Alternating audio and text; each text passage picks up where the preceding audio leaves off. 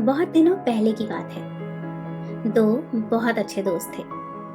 इतने अच्छे कि एक दूसरे पर दोनों को बहुत ज्यादा भरोसा था और हमेशा मिलजुल कर रहते थे। दोनों ही बहुत बड़े समुद्री सौदागर थे, यानी वो समुद्र के रास्ते कारोबार करते थे। उनका काम बहुत अच्छा चल रहा था। दोनों के ही सातों समुंदर में कारोबारी जहाज चलते थे। एक सौदागर के एक बच्चा था, जबकि दूसरे के कोई औलाद नहीं थी। लेकिन वो भी अपने दोस्त के बेटे को अपने बेटे जैसा ही प्यार करता था। वक्त के साथ वो बच्चा बड़ा हो गया।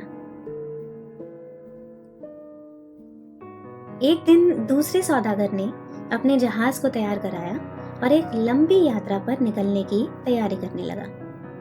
पहले सौदागर के बेटे ने उससे कहा, अंकल, मैं भी आपके साथ चलता हूं। उसकी बात सुनकर पहले सौदागर ने कहा, अभी तुम ऐसे सफर के लिए छोटे हो, कुछ और बड़े हो जाओ तो चलना। इस पर लड़के ने कहा, अंकल, एक दिन मुझे भी यही सब काम करना है, तो क्यों ना मैं अभी से ही इसे सीखना शुरू कर दूं? उसके पिता और दूसरे सौदागर ने उसे बहुत समझाया, लेकिन वो समुद्री सफर पर जाने के लिए अड़ा रहा। थक हार कर उन्हें जाने की इजाजत देनी ही पड़ी।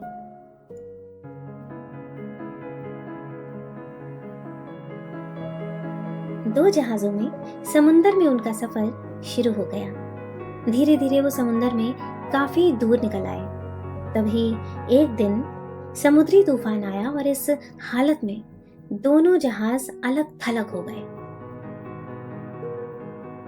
पहले सौदागर का जहाज तो तूफान से बाहर निकल आया, लेकिन उस लड़के का जहाज डूब गया।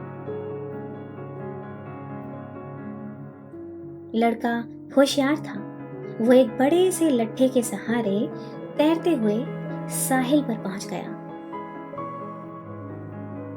वो जब वहां पहुंचा तो उसे मालूम हुआ कि वो एक अनजाना सा टापू है।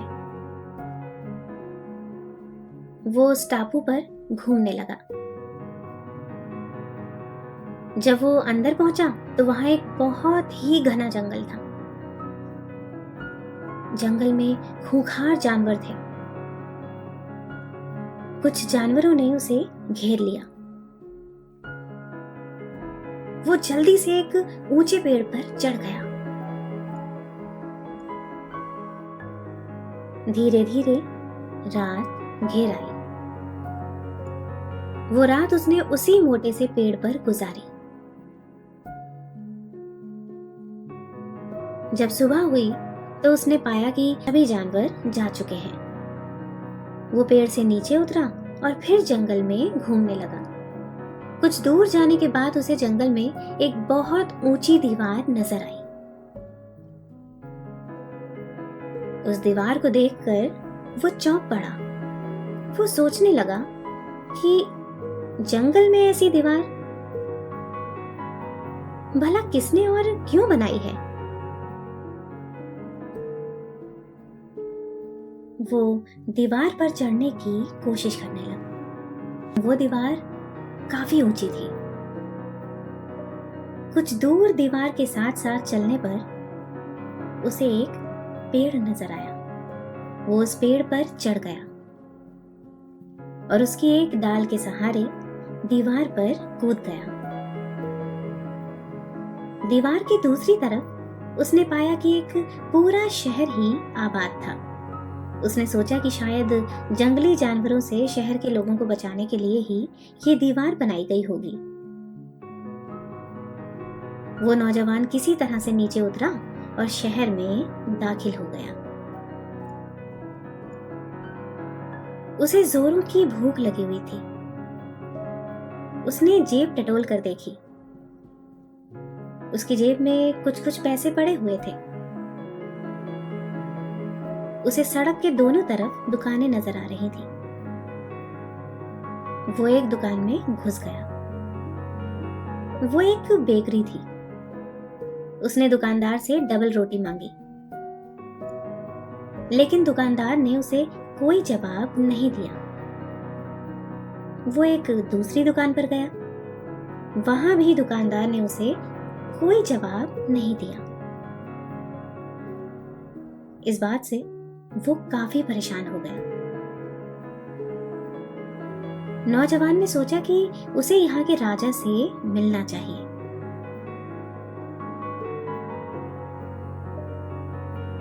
वो महल की तलाश में इधर उधर भटकने लगा। इत्तेफाक से उसे दूर से महल का गुंबद नजर आ गया। वो महल की तरफ चल दिया। वहां उसे महल के गेट पर दरबान मिला। उसने दरबान से राजा से मिलाने को कहा। दरबान ने भी उसकी बात का कोई जवाब नहीं दिया। इसके बाद वो नौजवान खुद ही महल में दाखिल हो गया और महल के तमाम कमरों में घूमने लगा। घूमते घामते वो एक सुंदर से कमरे में पहुंचा। वहां पर शाही पलंग बिछा हुआ था। पास ही एक बहुत कीमती और खूबसूरत मेज रखी हुई थी। उस मेज पर हाथ धोने का बर्तन रखा हुआ था। उसने अपना हाथ साफ किया और बहुत आराम से बिस्तर पर लेट गया। कुछ देर बाद ही वहां पर 2 लड़कियां आईं और उन्होंने मेज पर खाना लगा दिया। नौजवान ने मन भर के खाना खाया और फिर उसी पलंग पर सो गया। उसकी जिंदगी आराम से गुजर रही थी। उस नौजवान को उसी मेज पर खाना खाने को मिल जाता और फिर रात में वो उसी पलंग पर सोता रहता। इसी तरह से कई साल गुजर गए।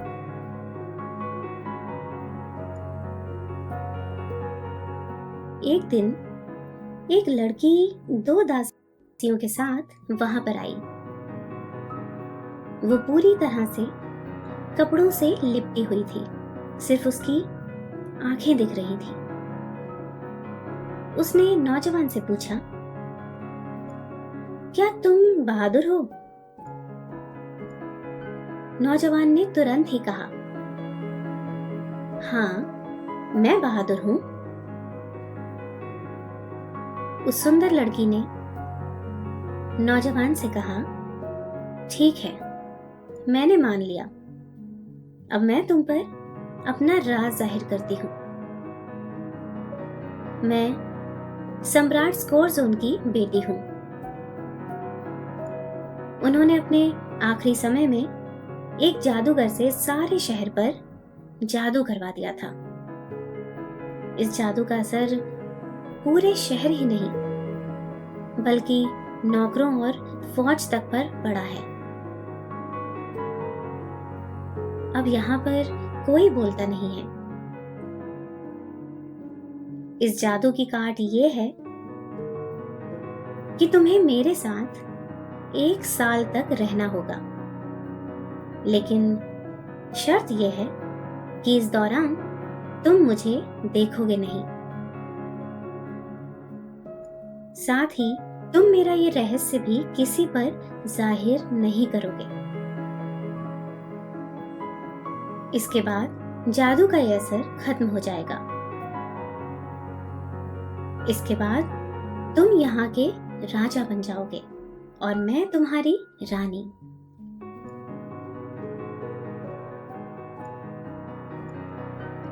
नौजवान ने उसकी पूरी बात बहुत ध्यान से सुनी। फिर उसने कहा, मैं इस शहर को जादू के असर से आजाद कराने के लिए तैयार हूं, लेकिन इससे पहले मुझे अपने माँ बाप और अंकल से इजाजत लेनी होगी।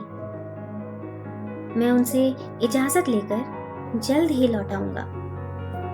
राजा की बेटी को यकीन नहीं था कि वो नौजवान जाकर फिर लौटेगा, लेकिन फिर भी उसने उस पर भरोसा किया और उसके लिए एक जहाज तैयार करवा दिया। उस जहाज में उसने कुछ कीमती सामान भी रखवा दिया। जब वो नौजवान वहां से जाने लगा तो उस लड़की ने उसे एक छड़ी देते हुए कहा, तुम जहां भी जाना चाहो इसको बोलना, ये छड़ी तुम्हें वहां का रास्ता दिखाएगी। बस एक बात याद रखना, तुम मेरा ये राज किसी पर जाहिर मत करना। नौजवान ने वादा किया और फिर जहाज में सवार हो गया। उसने छड़ी से अपने पिता के शहर का नाम बताया और जहाज उसी दिशा में तेजी से बढ़ने लगा। छड़ी ने बहुत कम वक्त में उसे अपने पिता के बंदरगाह पर पहुंचा दिया। उसने नौकरों से शहर के सबसे अच्छी सराय में वो कीमती सामान पहुंचाने के लिए कहा और खुद भी उसी सराय में जाकर ठहर गया। उसने अपनी पहचान छुपाते हुए सराय के लोगों से शहर के सौदागरों के बारे में पूछा तो उन्होंने बताया कि इस शहर में 2 बड़े सौदागर थे, लेकिन अब दोनों बदहाल हैं। उन लोगों ने ये भी बताया कि उन सौदागरों में से एक का बेटा भी था, लेकिन वो समुंदर में कहीं गुम हो गया है। उसके पिता ने अपने दोस्त पर बेटे को जानबूझकर गुम करने का इल्जाम लगाया और इस वजह से अब दोनों के संबंध अच्छे नहीं हैं। हालांकि दोनों के ताल्लुकात पहले बहुत अच्छे थे। उसने अपने दोस्त पर बेटे को गुम करने का मुकदमा कर दिया और इसी मुकदमे की वजह से दोनों की आर्थिक स्थिति बद से बदतर हो गई। उस नौजवान ने अपने पिता को सराय में मिलने के लिए बुलवाया, लेकिन उसके पिता उसे पहचान नहीं सके क्योंकि अब वो काफी बड़ा और सेहतमंद हो गया था। उसने अपनी आवाज को बदलते हुए कहा, मेरे पास काफी पैसा है, मैं आपके साथ मिलकर कारोबार करना चाहता हूँ क्योंकि आपको समुद्री सौदागर होने का काफी अच्छा तजुर्बा है। उसके पिता ने कहा, अब ये मुमकिन नहीं है। मैं अपने बेटे के गुम हो जाने को लेकर एक दूसरे सौदागर के साथ मुकदमा लड़ रहा था। उसी में मेरा सारा पैसा खत्म हो गया। अब मेरे पास कारोबार करने के लिए पैसा नहीं है। नौजवान ने अपने पिता से कहा, इस बात से आप बेफिक्र रहिए, कारोबार में पैसा मैं लगाऊंगा। मुझे सिर्फ आपसे आपका तजुर्बा चाहिए। इसके बाद उसने अपनी माँ और अपने सौदागर अंकल और आंटी को भी बुलवा लिया। उन सब ने भी उसे नहीं पहचाना। उसने उनके लिए बहुत अच्छा खाना मंगवाया। वो सभी एक दूसरे से बहुत नाराज थे, इसीलिए ठीक से खाना भी नहीं खा पा रहे थे। तभी नौजवान ने चम्मच से खाना उठाते हुए अपने पिता की तरफ बढ़ाया और उनसे कहा, पिताजी, अपने बेटे के हाथ से खाना कबूल कीजिए। आप एक दूसरे से नाराज ना हो। आपका बेटा जिंदा है और वो आपके सामने बैठा है। ये सुनते ही उन सब में खुशी छा गई और वो एक दूसरे के गले मिले और माफी मांगने लगे। इसके बाद उन्होंने अपने बेटे को गले से लगा लिया। नाराजगी की जगह वहां खुशी भरा माहौल हो गया था। इसके बाद नौजवान ने वहां से लाए कीमती सामान अपने पिता और अंकल में बांट दिए। इसके बाद उसने कहा, अब इन कीमती सामानों के साथ आप फिर से कारोबार शुरू कीजिए। इसके बाद नौजवान ने अपने पिता से कहा, अब मुझे जाना होगा। मैं आप लोगों से इजाजत लेने आया था। मैं आप लोगों से जल्द मिलूंगा। उसकी माँ ने पूछा, बेटा तू जा कहाँ रहा है? कुछ तो बताता जा। उसने अपनी माँ से कहा, ये मैं अभी आपको नहीं बता सकता। लौटने पर सारा माजरा बता दूंगा।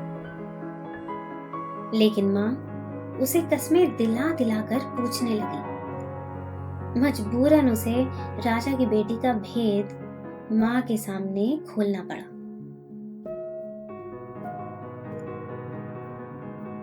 माँ ने पूरी बात सुनने के बाद बेटे से पूछा, राजकुमारी दिखती कैसी है?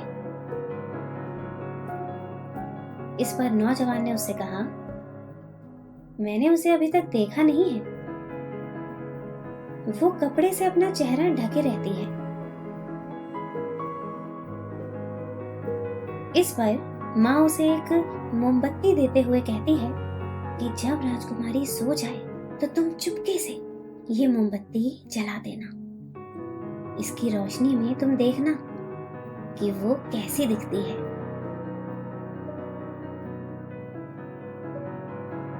बेटे ने माँ के हाथ से मोमबत्ती ली और बंदरगाह की तरफ रवाना हो गया। वहां वो जहाज पर सवार हो गया और फिर उस छड़ी से कहा कि वो उसे सम्राट स्कोरजोन के शहर में पहुंचा दे। छड़ी ने जहाज को रास्ता दिखाया और जहाज तेजी से उस दिशा में बढ़ चला। कुछ समय बाद वो वहां पहुंच गया। बंदरगाह से सीधे वो महल गया। वहां राजकुमारी उसका इंतजार कर रही थी। वो उसे देखकर बहुत खुश हुई। उन्होंने साथ में रात का खाना खाया और फिर वो सोने चले गए।